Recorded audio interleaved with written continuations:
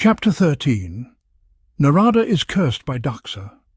Nārada, the wise and ever-inquisitive sage, humbly approached Brahmā with a respectful bow. His curiosity brimming, he inquired, "O Brahmā, revered among the wise, what transpired when Dakṣa returned home filled with joy? Pray, enlighten us." Brahmā, the creator, with a calm demeanor, began to narrate. Upon returning to his hermitage, Dakṣa Prajāpati, radiant with satisfaction, devoted himself to mental creation as I had instructed. However, he soon found himself troubled. The beings he brought forth remained few in number, stagnant and unmoving, a far cry from the flourishing creation he envisioned. Unable to understand why his efforts were faltering, Dakṣa approached me, his father, for guidance. Dakṣa spoke with a furrowed brow. "O Brahmā, Lord of creation, my progeny remain unproductive. Despite my efforts, they do not grow or multiply. Please, tell me how I might fulfill my role and enable them to thrive." Understanding his son's plight, Brahmā offered a solution that would forever alter the course of Dakṣa's destiny. "Dear Dakṣa, hear my counsel and act accordingly.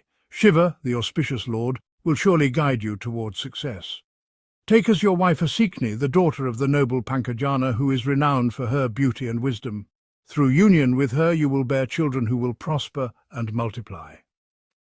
Embracing his father's wisdom, Dakṣa took Asiknī as his wife, and together they embarked upon the journey of creation through the natural union of husband and wife.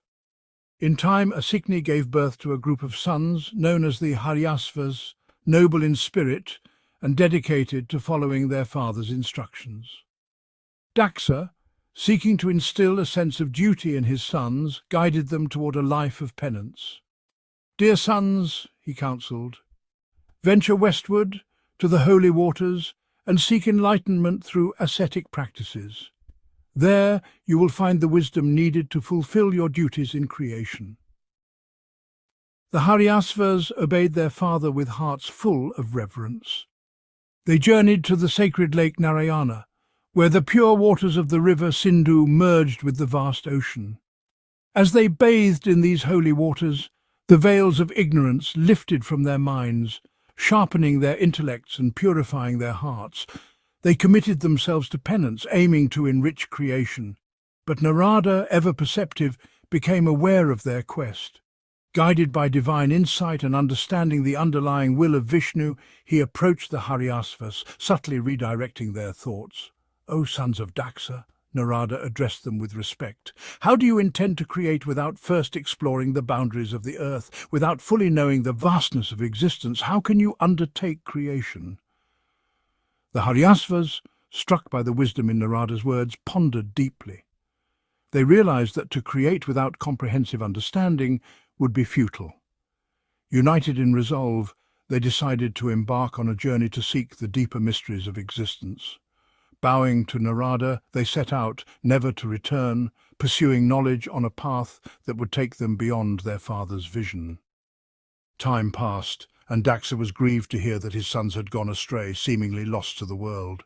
His heart heavy with sorrow, he contemplated the futility of progeny that ultimately led to despair. His mind clouded by Shiva's divine illusion, Dakṣa mourned his loss, lamenting that a large family often brings nothing but pain. Brahmā, sensing Dakṣa's suffering, came to console his son, reminding him of the inevitable power of destiny. "Calm your mind, dear Dakṣa," Brahmā urged. "Fate often plays out in ways beyond our understanding. Embrace this truth and move forward." Gradually Dakṣa's heart softened, and he found the strength to try again. In his union with Asiknī, he fathered 1,000 sons, whom he named the Sabalāśvas. Like their elder brothers, the Sabalāśvas were dutiful and obedient, committed to aiding creation. At Dakṣa's instruction, they too journeyed to the Narayana lake to engage in penance and prepare themselves for their task. However, once more, Nārada discerned their mission and intervened. Approaching them, he delivered the same counsel he had given the Haryaśvas. "Seek the truth first, O Sabalāśvas. Without comprehending the full expanse of creation, how can you hope to populate it wisely?" Intrigued by Nārada's wisdom, the Sabalāśvas followed the same path as their predecessors, seeking enlightenment beyond creation's immediate bounds, disappearing from their father's life. When Dakṣa heard of this second loss, He was devastated. As omens of misfortune surrounded him, he became consumed with fury, his soul burning with grief and indignation. His face contorted with rage, he stormed towards Nārada, his lips trembling with barely contained wrath.